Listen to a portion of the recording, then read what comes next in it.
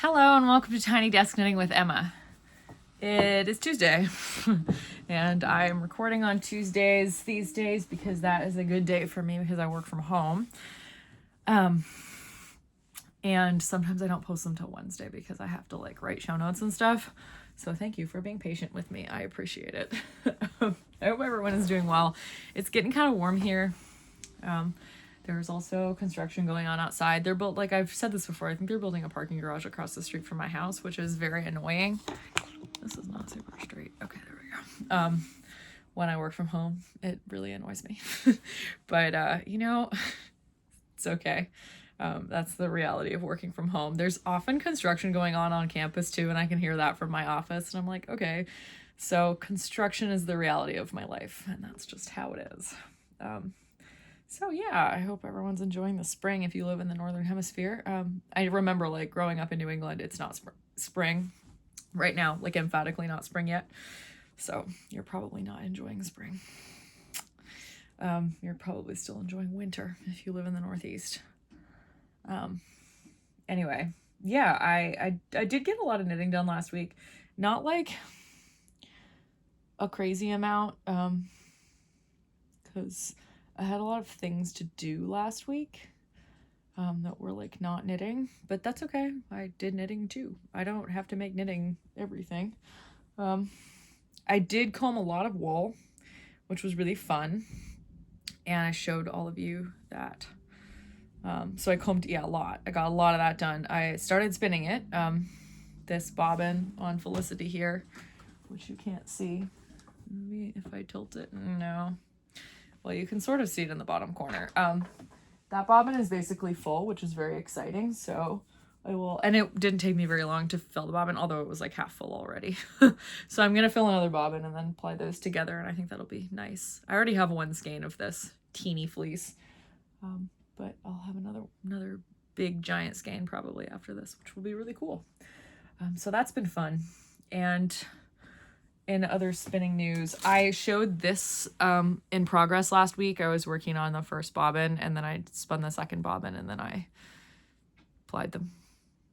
So I have been actually spinning quite a lot. Watching TV and spinning. And I think this is fun. It's like a sport weight.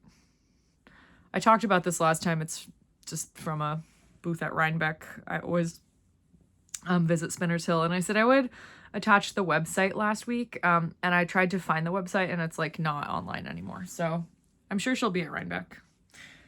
Again, I actually have one more bump of fiber from Spinners Hill. Actually, let me grab it. Hang on. This is the last fiber I have from Spinners Hill. Also really fun and kind of unexpected. I really like this. I think it'll be really funky when I spin it up, which might be soon, since apparently I'm really into spinning random stuff. So that's fun. I'm still trying to get back into the zone to spin the rest of the purple fiber from John Arbin, which I really need to do because the rest of it's on a bobbin and it's taking up a bobbin, which is annoying. But right now I am in the mood to spin this green fiber, which looks like weird thick green pasta.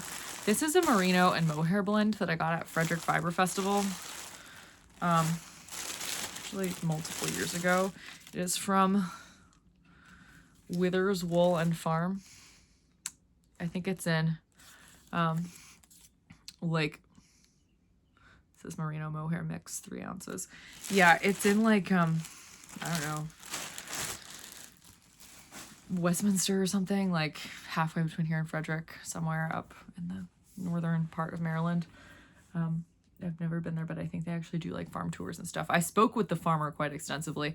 And so I have this green, and then I have another green that is, sorry, I'm just gonna lean and grab it, a bigger amount. This one is maybe 4 ounces, 3.6 ounces.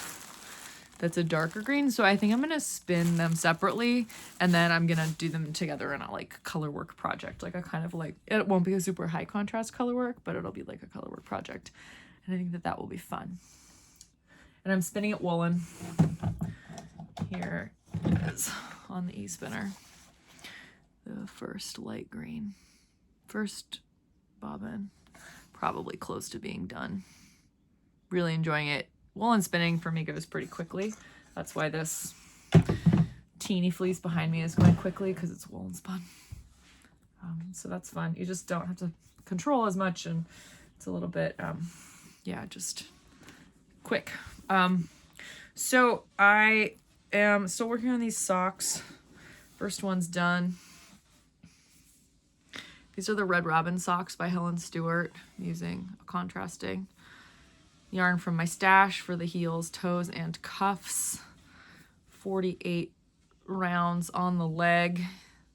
This is just marking where I started the heel, or the, excuse me, basically where I put the heel on the backside, so that I could count how many pattern repeats I did on the foot, so that they would match. And so the second one is almost done, actually. Definitely on the home stretch here. The foot's about halfway done. So working away steadily on this. Really enjoying my socks. But I was just like recording a Shopcast segment for this coming week's Woolly Thistle Shopcast. If you don't know about the Woolly Thistle, you must be brand new. I'll put a link up there if you want to shop with them. They're an amazing yarn store in West Lebanon, New Hampshire, that ships all over the world. They import woolly wool mostly from the British Isles and like Scandinavia. Also from they have US yarn as well as Canadian yarn. Yeah, they're the best. They love woolly wool, and so do I. So I was doing a Shopcast segment for them, since they have a YouTube channel. I'll link their YouTube channel in the show notes, if you want to catch the Shopcast, because you've never seen it, which you should, because it's great. And I was talking about how I just had like so many WIPs, and I think I need to finish them. So I will probably cast on more socks once I finish these socks, because I'm just enjoying socks a lot. But I do think that like the spring cleaning mindset just kind of comes around to me every, time spring comes around, and I get the sense that I need to just like finish up a bunch of WIPs, and this year is no different. So I think that I need to keep spinning, because that's making me happy. But like for yarn projects, what the heck am I talking about? For knitting projects, I would like to just, get some of them off the needles. It just feels like the time, especially these 3 sweaters that I've just been going and going and going. And like, I'm not doing a great job, like actually working on them, because I keep trying to work on smaller projects. So yeah, I would obviously like to finish up the small projects, but also probably finish up, definitely get a lot of knitting in on the sweaters. Like I keep telling myself I'm going to work on the pink sweater sleeve, and I keep not doing that. So yeah, like I truly like have made almost no progress on that sleeve. And I'm like, okay, it probably means I don't want to, but on the other hand, like how hard is it to sit down? Like you kind of get into a rhythm if you just get into the habit of sitting down to do it for an hour every day. So I just really haven't done that. And I'm trying not to like kick myself for it, because again, like I've got a lot of stuff to do and I'm busy, but I think it would probably be nice to do it. Just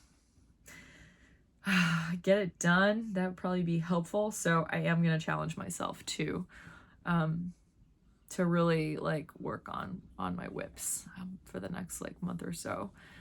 Just try to get some stuff off the needles. I think that would be really helpful. Although I did finish this baby sweater. You'll see this on the Shopcast, not done. I just had a sleeve left. So I finished this, and I need to weave the ends in and block it. But when a baby wears this, it will be like next winter. So I'm not really worried. Although I do tend to like leave these things if I don't do them, and then I'm like regret it, and I'm like, oh my gosh. So I probably should just get that out of the way and put it in a safe place for next winter. So I'm glad that that's done. And I've been working on the Fair Isle cowl here, because I'm like, oh, well, if I get this done, then I can maybe do other Fair Isle projects. And because it's just been kind of languishing. So I actually got a significant amount of this done yesterday. I was like here, and I knitted like a significant amount of a repeat, like 2/3 of a repeat. And I feel great about that. So just need to keep sitting down and doing almost a whole repeat every day, and this will be done in a week. But I do really like the colorways here. I think it's pretty fun. Really, it's very much the color of like, we're in the time of year where this is what the trees look like. They're green, mostly green, and a little bit of pink because the blossoms are coming out. And then like it's this like almost like what cherry blossoms look like against a like nasty, rainy, stormy sky. So that's kind of fun.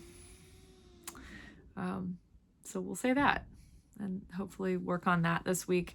I did enjoy it. Of course I enjoyed it. I always enjoy Fair Isle. Sometimes I just forget about it for a little while. But yeah, I would like to knit, you know, Fair Isle sweater this summer for Rhinebeck. And so just trying to get myself into the zone. The problem is that sometimes I tend to get addicted. Like when I knitted the pink cowl, it went really quickly, this pink one. I did it in like 3 days. This one I can't seem to get myself into gear. Yeah, smells good. So there's that. But yeah, I've been thinking about a new design for a cowl that's like the kind of infinity loop cowl with the Mobius twist. That's like a like simple colorwork cowl. Just like some interlocking motifs. So it could be low contrast, high contrast, whatever.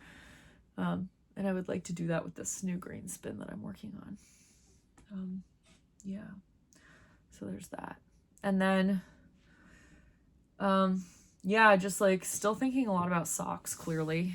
One of the things that I got into last week was dyeing sock yarn, which I think I said I was going to do. So I went to the Mica store. Mica's in the Maryland Institute College of Art. And I thought they would have more neon colors. They didn't have as many as I thought they would. Slightly disappointing.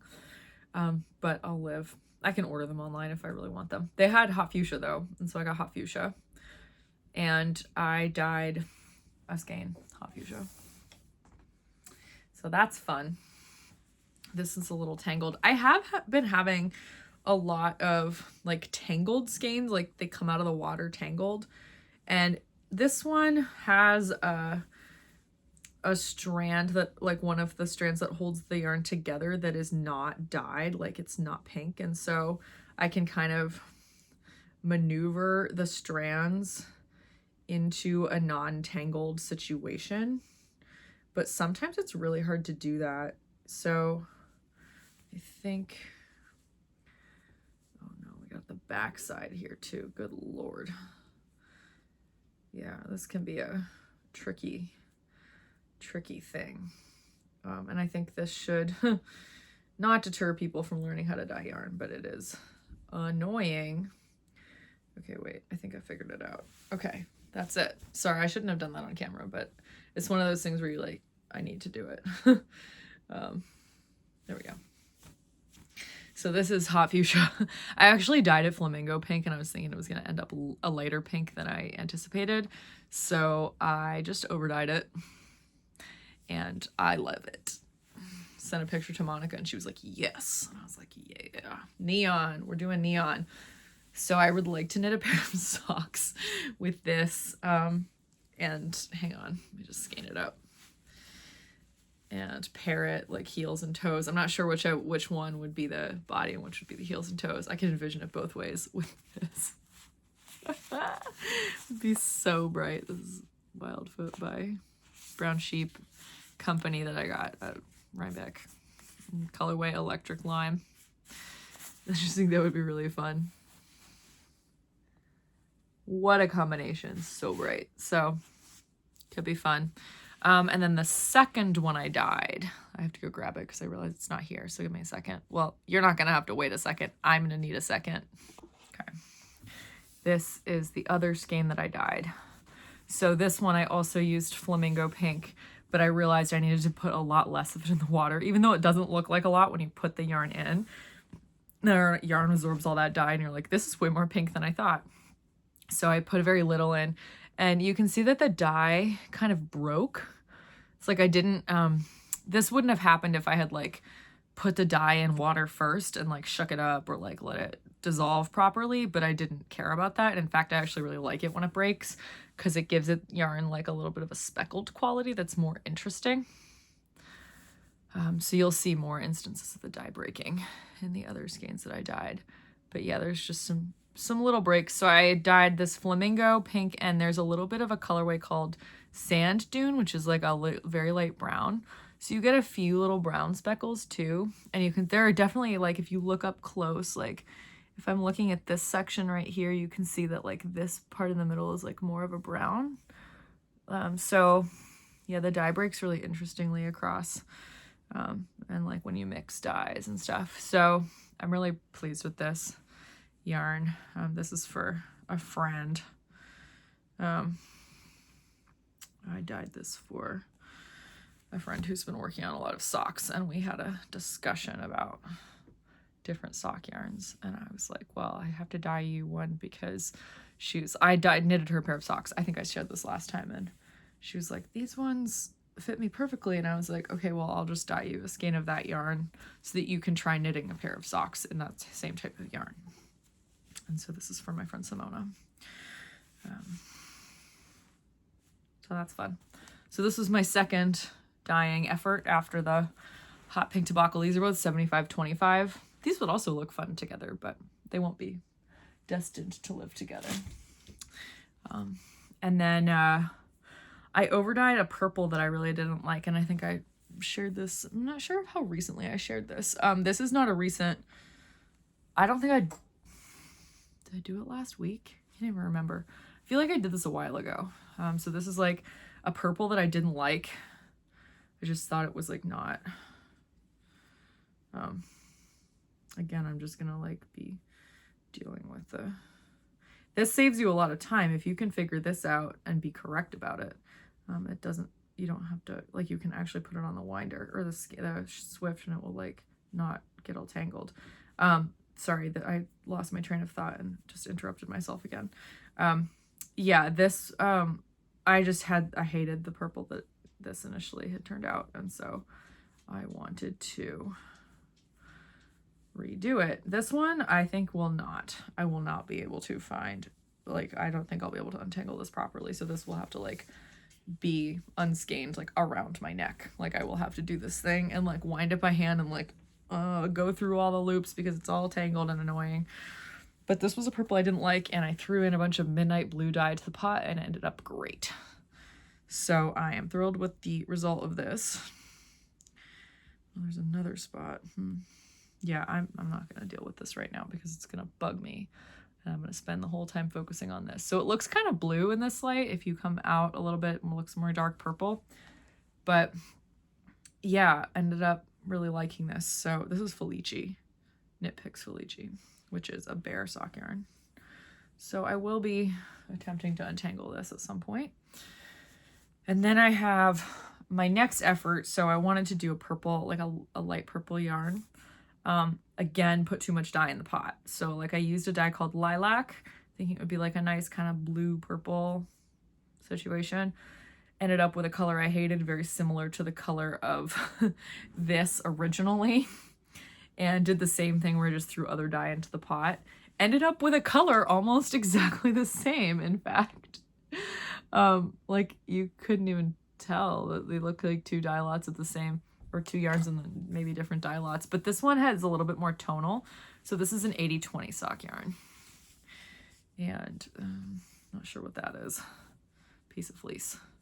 So this one is quite tonal. You can see like some of the bits are lighter. This one was I overdyed this one with deep magenta and also midnight blue. So yeah, definitely like a lot. This is going to be a really tonal pair of socks. Like some of this is going to be like a really bright purple, and some of it is going to be a super, super dark purple. And I think that is fun. And I am excited to knit some socks with this. And then I ended up with another skein of Lilac, which I barely put any dye into. And again, this dye broke blue and magenta because I didn't dissolve the dye. Again, did that on purpose. I like when the dye breaks. It gives just like a speckle, an interesting kind of speckle to the sock yarn. But I have dyed this type of like very light purple before, but this is the first time I've used the lilac color and I really like it. I did it with a royal purple once, which was pretty, but it was a little more of a rich color. This is more of a tonal, like, again, you can really see the, like, I did soak the yarn, but I didn't soak it for very long. So sometimes dye gets absorbed differently if you don't soak the yarn as long. So yeah, I was really pleased with this. And I think very tonal, that these two will actually look really good together. So like, well, for sure I would knit like this sock with these as heels and toes. This one I think would look good as monochrome as well. I mean, it could also look good with light purple heels and toes, but this is going to be like a sock marriage here of two. I'll probably make 2 pairs of socks with these 2 yarns. And I think that they are fun. So I've been really enjoying the yarn dyeing, and I think I'm gonna take a break from that because I'm no longer on spring break, which is sad. But when I finished spinning the teeny fleece, I'm gonna dye those skeins, and I think that'll be really fun and interesting. I'm not sure what color yet. Probably over dye them dark blue. Be like a really, really deep navy, like a really rich color, because the yarn is not starting out white. So that's fun. So yeah, when I don't really have anything else to talk about in terms of my own projects today, so I'm going to tell you a little bit about how you can dye your own yarn, because I think that's fun. I talk about this periodically, but it doesn't actually take that much in terms of like materials. So basically what you need is a pot that you're not going to use for food at all, because dye is poisonous. So anything that you use in yarn dye or that gets dye on it, I mean, if you like splash some onto a spoon and then run it through the dishwasher, I think that's okay. But like, you need to be, I think, if it's not, tell me, somebody. But it's like one of those things that like you need to have a separate pot for. So I have a separate pot. And so you basically need a pot. You need a heat source. You can use your stove. That's fine. You need dye. Ideally acid dye, Dharma or Jacquard acid dye. I'll link in the show notes where I get that online. They offer tons and tons and tons of colors. So you could just start with a few. Some places will offer like a kit for starting out, where you just get a little bit of each color. You can mix dyes, that's fun. And then you need an acid, so vinegar or citric acid. Citric acid doesn't smell as bad as vinegar because you're going to heat it up, and hot vinegar smells kind of gross. So I recommend citric acid, which you can get, I mean, I think you can get it at like sometimes they have it at grocery stores or like Walmart. I just get it online, so you can order a bag. You can start out with like a 1 pound bag if you want. It's not expensive. I usually get a 5 pound bag of Millard, which is a food grade citric acid. You're not going to eat it. It doesn't need to be food grade. Citric acid is the stuff it's like the powder that's on the outside of Sour Patch Kids. It's just really sour. So you can even like dip your hand in the bag and taste how sour it is. And yeah, it's just some like mixing containers if you want to like mix your dye, and you need a mask.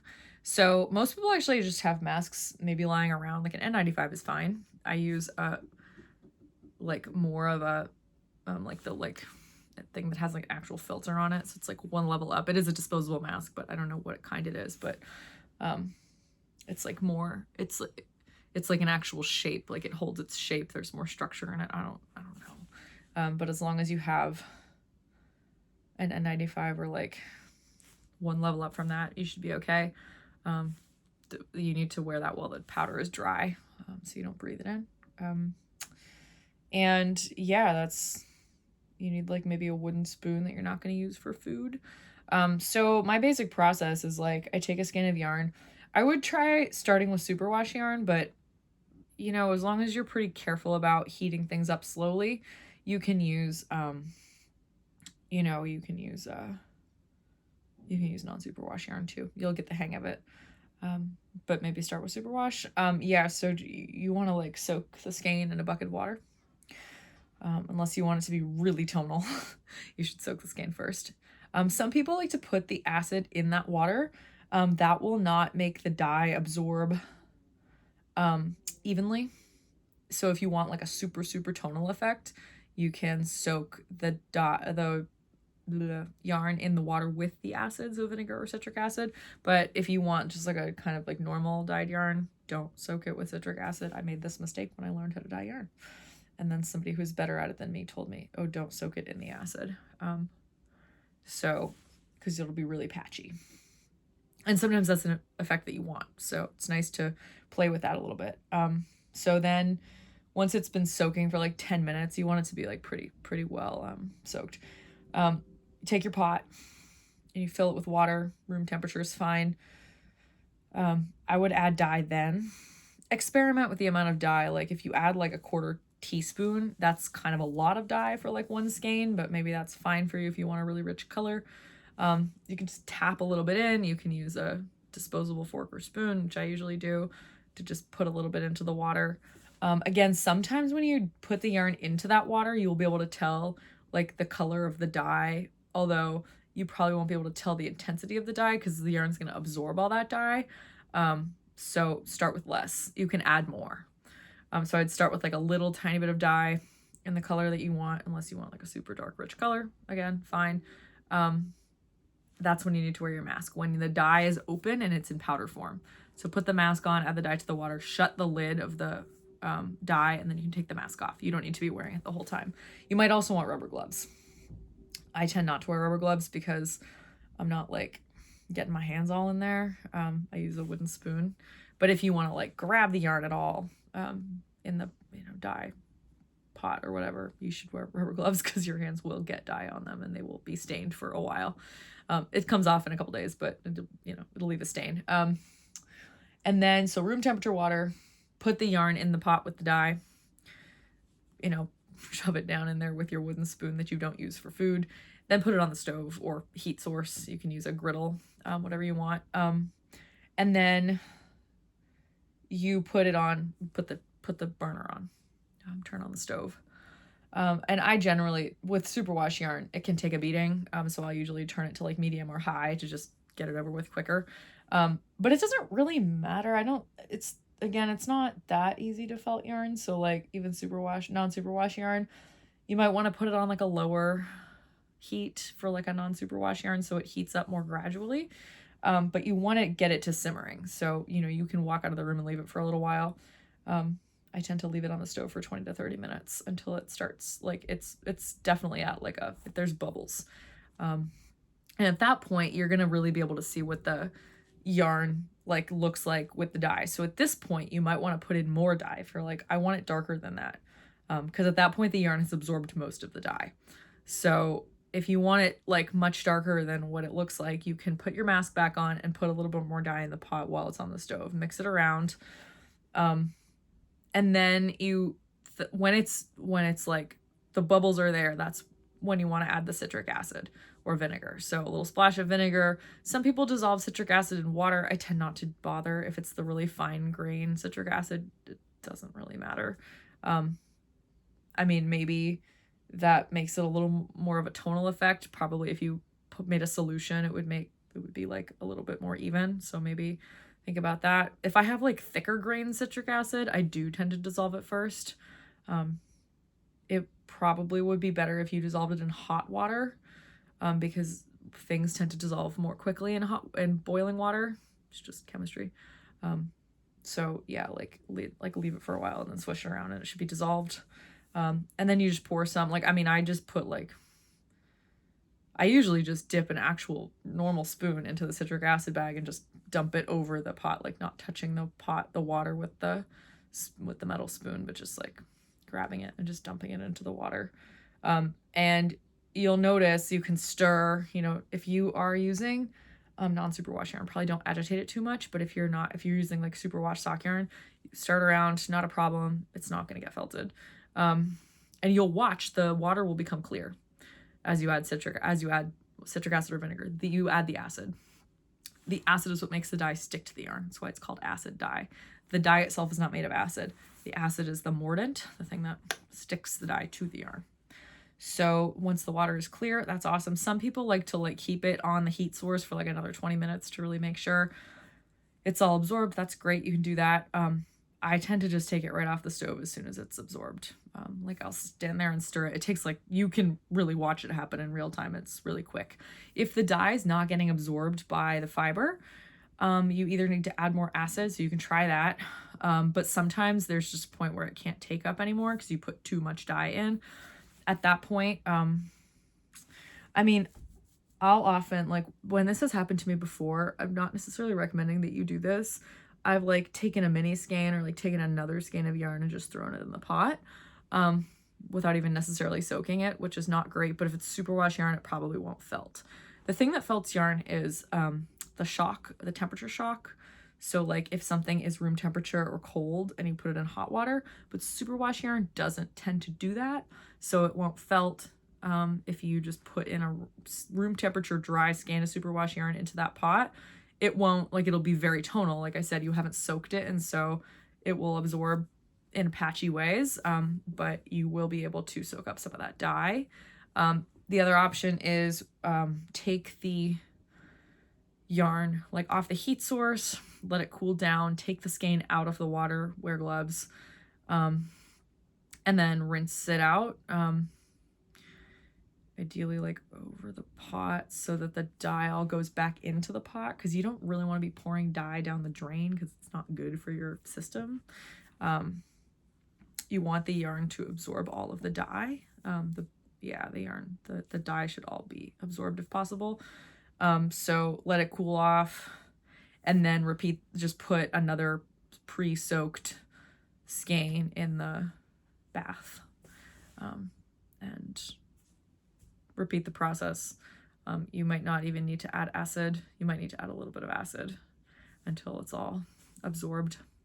But yeah, it's pretty easy. I did it. I started doing this in grad school during the summers because I was kind of bored, and had a really good time. Just learned a lot. It's one of those things that really,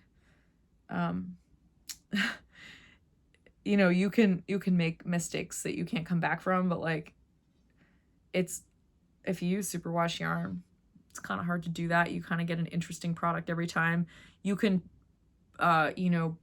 mess around with like getting a steamer basket. So I have a steamer basket, and sometimes I don't really do this anymore because I don't really have the space for it. But I used to like pre-soak yarn in citric acid and water, and then you lay it out in like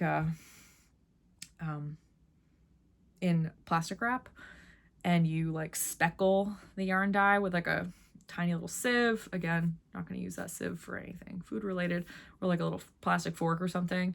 And you just kind of, or you can put yarn in like tie-dyeing bottles and tie-dye the yarn, like getting the like different colors and like pretty specific placement, and then roll it up in the plastic wrap and like put it in the steamer basket and steam it for 40 minutes with like a little water in the steamer basket and the lid on. That's really cool too. There's just like a lot of fun ways to mess with yarn dyeing, and it's not very scientific. Like it is a kind of science experiment, but it doesn't, like, unless you want to be like a commercial yarn dyer, you don't have to worry too much about precision. I don't.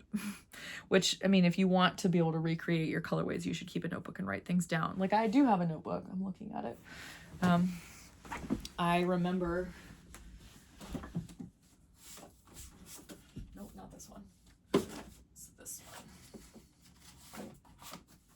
one. I'm wearing a Snuggie on my lap because I'm wearing shorts and I'm cold. This is, my dad crossed this stuff out. This was actually I think I used this as like a class. Oh, I ripped it out. Yeah, there's like a bunch of ripped out pages. I think I took, yeah, this is my topics in North American music. I took this with this is a class, last class I took with my advisor. This would have been my notebook for that class. Yeah, I wrote down, this first I was doing like knitting for other people, like yarns that I was dyeing and then knitting for them. And then here we go, colorways. 16 May 2020, Blues sock set, main color, blued steel, 0.2%. Contrast color, midnight blue, 2%. So this is when I was making stock, dye stock, and I was doing it in, I remember this. This was in 2020. I used my parents' porch to do this, and I got a griddle so that I didn't have to do it on their stove and like stink up the house because they had a screened-in porch. And I made stock of like 30 different colors, like a 10% stock or 1% stock or something. And then I used like, what are they called? Like, you know, when like a syringe, that's what it's called. Like giant syringes to like get an exact amount and like put it into the bath so that I could recreate colors. And that was really fun. And then I made a bunch of sock sets and I sold them at the that's distracting me, sorry. I sold them at the local yarn store in my hometown. Must Love Yarn. Mossy green sock set. This is fun. That was a pretty one. Lavender sock set. I think this might be the lavender sock set. No, it's not. Because this is not. I did a Slytherin sock set, which was a green with forest gray. Teal green fade. Oh yeah, I made fades, like 5 skein fades. This is cool. I have like the, yeah, I remember this time. This was almost 5 years ago. That's crazy. Colors to try. If I did it, I would write yes, yes. Dark blue, tealy black. Yes. Oh, I remember tealy black. That was really nice. Brown with streaks. 0.5% stone layer. Royal purple dash olive brown. I'm pretty sure that was this. In fact, ended up being more purple than brown. Isn't that fun? You can just like see some of these things. Wow. Need more color. Interesting. Colors to try. 0% navy. Tiny bits royal purple. Interesting. Light lilac layer. Oh, this is cool. I was really enjoying this process, clearly. Pink to brown. Wow. Dark purple gray mini, dark teal mini. Make solution. I did. This is the only middle school math I remember is rate over 100 equals part over base for basically how to make solutions, which actually really helps. You can still. Wow. This is cool. I was really into this. I mean, oh yeah. Here's some of these.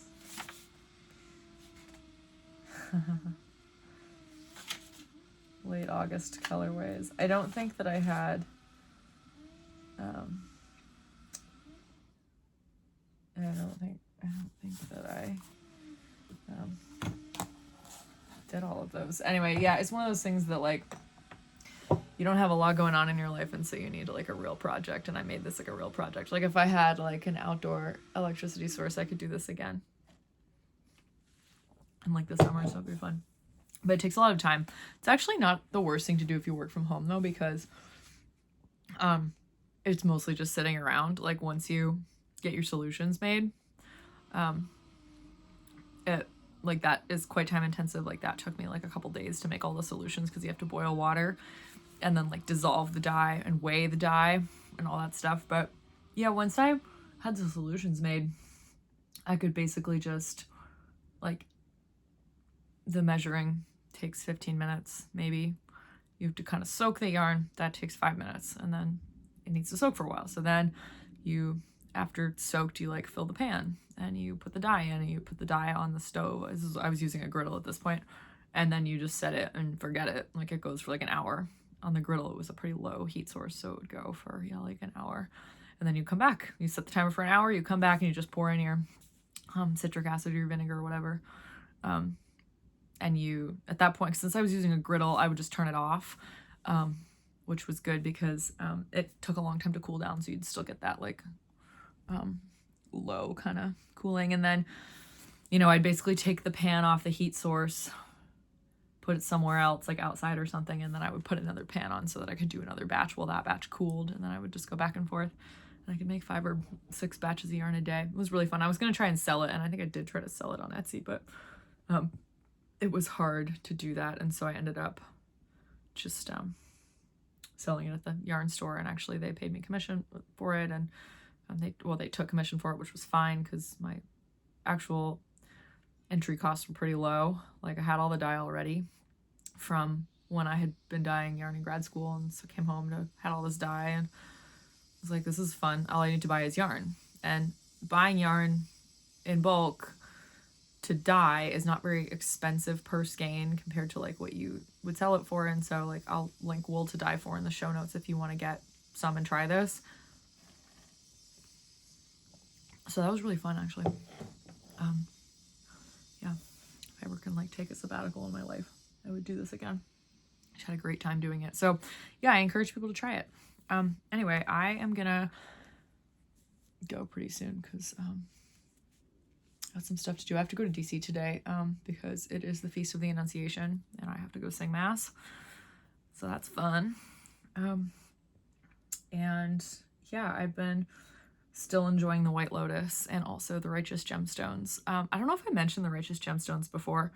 I've watched that for a long time, like basically since it came out, but that's a show on HBO Max that's about a megachurch family.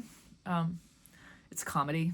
And they're in South Carolina, and it's created by Danny McBride, who I believe is one of the most underrated American comedians of all time. He is so funny, and he's an incredible improviser. He's just like, you can't stop cracking up. He has these like specific styles of improv where he'll just kind of like repeat things in like a dumber and dumber and dumber way and get into these arguments with people. And it is so funny. So if you like the Righteous Gemstones, me too. But they just started season 4, which is gonna be the final season. So I really enjoy that. I've been really liking that. I've actually been going back to watch some of the earlier seasons, and I told my mom to watch it, and hopefully she likes it.